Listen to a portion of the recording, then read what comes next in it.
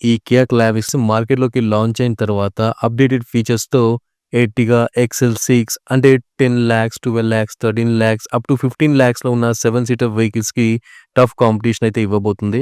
ఎందుకంటే ప్రెజెంట్ మార్కెట్‌లో ఉన్న కియా కారెన్స్‌తోని కంపేర్ చేస్తే ఈ కియా క్లావిస్‌లో కొన్ని అడ్వాన్స్ ఫీచర్స్ అయితే ఇవ్వబోతున్నారు. ఫర్ ఎగ్జాంపుల్ కియా కంపెనీలో 4 సీటర్ బడ్జెట్ వేరియంట్‌లో సోనెట్ ఉండేది.